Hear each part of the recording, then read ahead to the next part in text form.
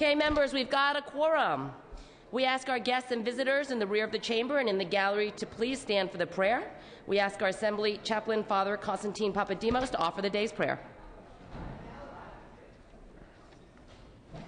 Good morning.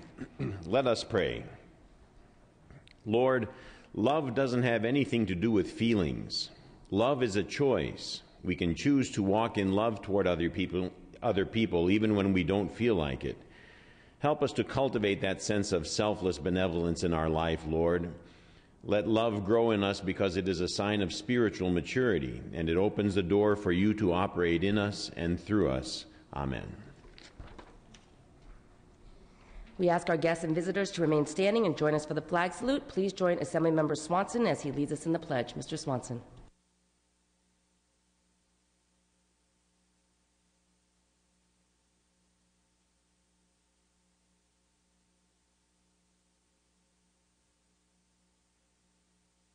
You may be seated. Reading of the previous day's journal. Assembly Chamber, Sacramento, Wednesday, June 15, 2011. Assembly met at 9 a.m. Honorable Fiona Moss, Speaker Pro Tem of the Assembly, Presiding Chief Clerk E. Dustin Wilson at the desk. Reading Clerk Timothy Moore. Then reading the roll was called. Assembly Member Hagman moved to quorum call. The Assembly carried at 9 a.m. Speaker Pro Tem directed the Sergeant at Arms to close the doors and bring in the absent members. The roll was called. Ashaji and Alejo, Island, Amiano, Atkins, Bell, Berry Hill, Block, Bloomfield, Bradford, Brownlee, Buchanan, Butler, Calpos. Mr. Calderon moves and Mr. Hagman seconds that the reading of the previous day's journal be dispensed with. Presentations of petitions, there are none. Introduction and reference of bills will be deferred. Reports of committees will be deemed read and amendments deemed adopted. Messages from the governor, there are none. Messages from the Senate, there are none. Motions and resolutions. The absences for the day will be deemed read and printed in the journal. Mr. Calderon, you are recognized.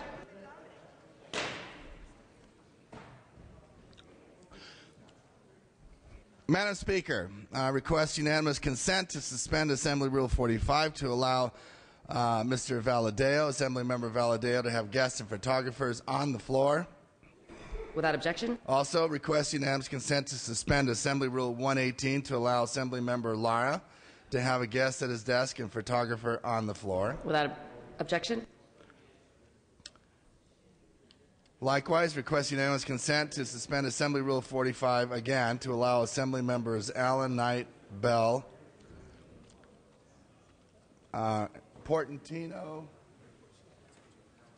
adjourn a memory? To adjourn a memory today. Without objection. And finally, pursuant to Rule 96, I request unanimous consent to refer the following bill to committee. SB 484 by Mr. Rubio from the Governmental Organization Committee to the Judiciary Committee, then back to Governmental Organization Committee. Without objection.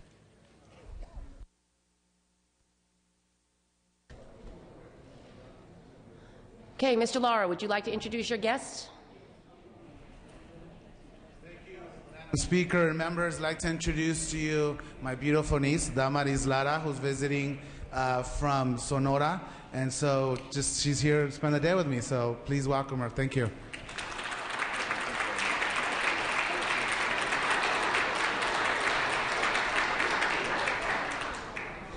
And Mr. Valadeo welcomes the Western United Dairymen Dairy Leaders Program. Mr. Valadeo. Thank you, Madam Speaker. I'd like to take a moment to introduce some young men and women from the Western United Dairy Leaders Program.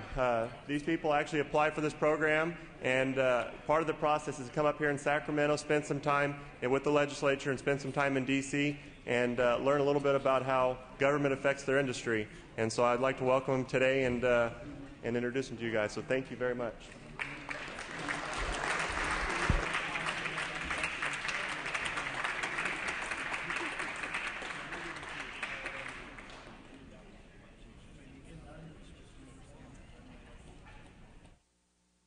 Business on the daily file. Second reading. Clerk will read. Senate Bill 426, 1922 with Amendment 759, 288, and Senate Bill 235. All bills will be deemed read and amendments deemed adopted.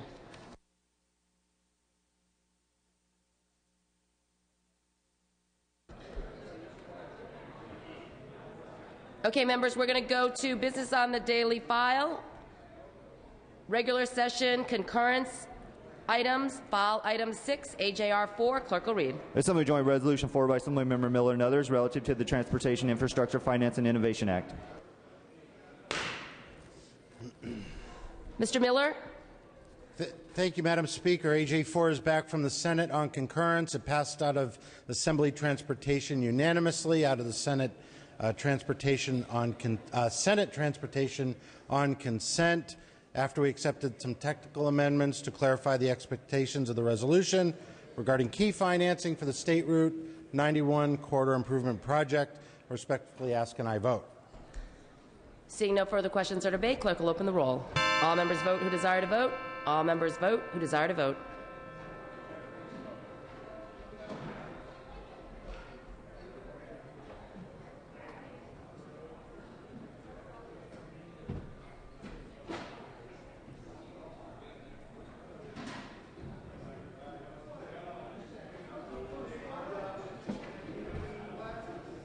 Clerk will close the roll, tally the votes. Ayes 61, no 0. Senate amendments are concurred in. File item, third reading, file item 14, ACR 55. Ms. Skinner, clerk will read. Assembly concurrent resolution 55 by Assembly Member Skinner relative to the East Shore State Park. Ms. Skinner. Thank you, Madam Speaker. Members, AC 55 seeks to honor the tremendous contribution Sylvia McLaughlin has had in the creation of East Shore State Park by requesting that the Department of Parks and Recreation consider naming the park in her honor. Sylvia McLaughlin is a co-founder of Citizens for East Shore State Parks, an organization that was instrumental throughout the process of the establishment of East Shore State Park. Sylvia, who will be 94 this year, is also a co-founder of Save the Bay, the grassroots organization that played the significant role in the late 60s and throughout the 70s to protect the San Francisco Bay from further fill. ACR 55 is a tribute to Sylvia's extensive efforts in preserving the San Francisco Bay and in creating East Shore State Park. I respectfully ask for your aye vote. Seeing no further questions or debate, clerk will open the roll. All members vote who desire to vote. All members vote who desire to vote.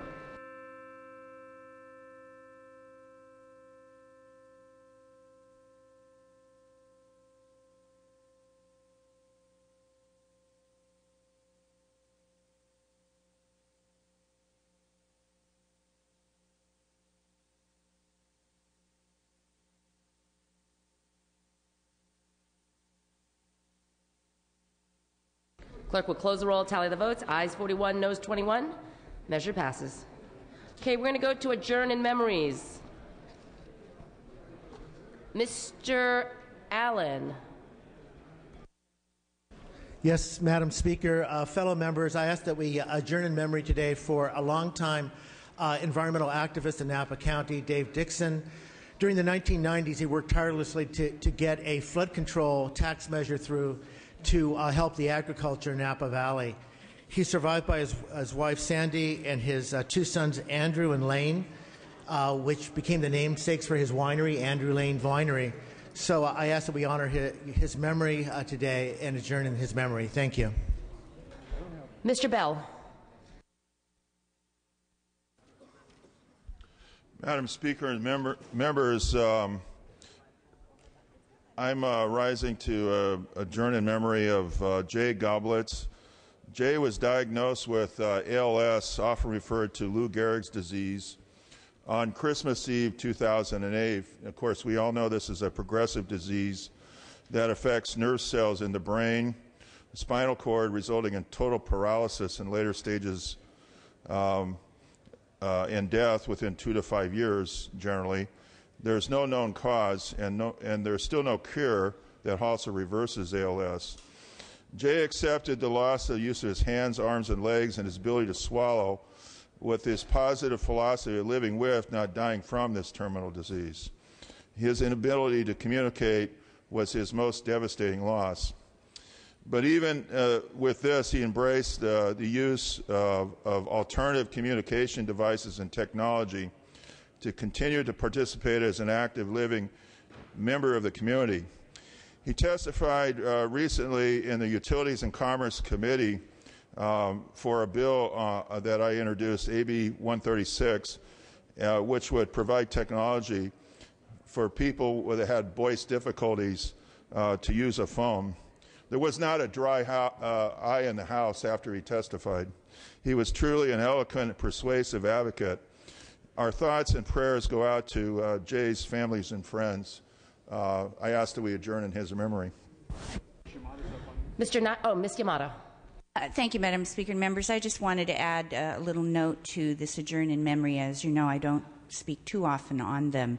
But having just lost my own sister-in-law to ALS and having another family friend that is going through this particularly cruel disease, I just wanted to add these words of condolence and comfort, particularly to the family members who valiantly survived this tragic disease in the course of it. The gentleman that we're speaking of also had a long and distinguished career with SMUD here in Sacramento, and so I know that many of his co-workers join in this adjourn in memory today. Thank you. Thank you. Mr. Knight. And members, I move to adjourn in the memory of Vicky Cimboli. Ms. Cimboli was the wife of Larry Cimboli, who served right here in this House in the late 70s. In fact, he was the last Democrat to serve in my district, and they are a beloved family. Vicky is one of the behind-the-scenes people that we rarely saw, but we loved it when she came out. And she became very ill about 6 or 8 months ago, and she passed a week ago, and she will be terribly missed. We ask for your thoughts and prayers. Mr. Portantino.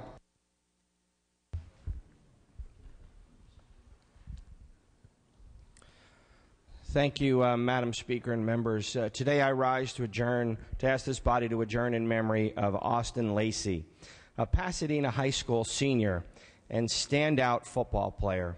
He was just 19 years old when he passed away 2 weeks ago. Lacey lost his battle of more than a year to a very rare form of cancer, and I know I'm not going to say this right, mesothelioma. His talents on the football field had coaches and scouts speculating that he would go on to an NCAA Division I college program before his health began to decline early March of last year, which took him off the field and into recovery. Despite the complications from the rare form of cancer, he was determined to go back on the field and back to his passion. Students and fellow teammates looked up to him, calling him a leader and an individual who just persevered. Although passing several weeks ago, several weeks before his high school graduation, Pasadena school officials have decided to give him an honorary diploma. In his honor, the Pasadena High School weight room will be named in Lacey's memory, and his number 16 will be retired.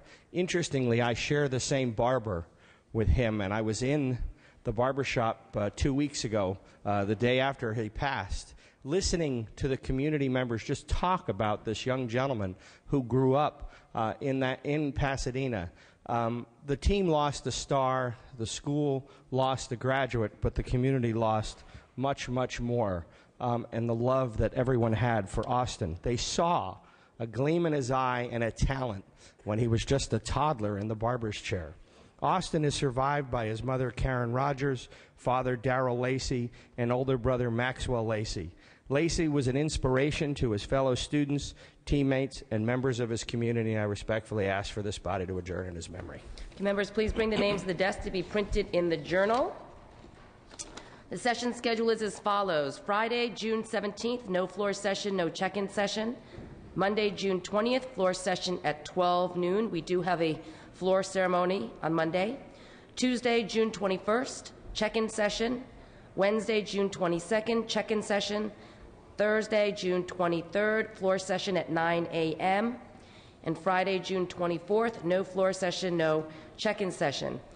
This is also a reminder that Assembly members must designate a senator to manage their bills on the Senate floor. If your bill is eligible to be heard on the Senate floor, you need to get a Senate jockey, as we call it. We are going to have a Democratic caucus upon adjournment in the members' lounge. Democratic caucus upon adjournment in the members' lounge. I'm ready to entertain a motion to adjourn. Mr. Calderon moves. Mr. Hagman seconds that this House stands adjourned until Monday, June 20th at 12 noon. Quorum calls lifted.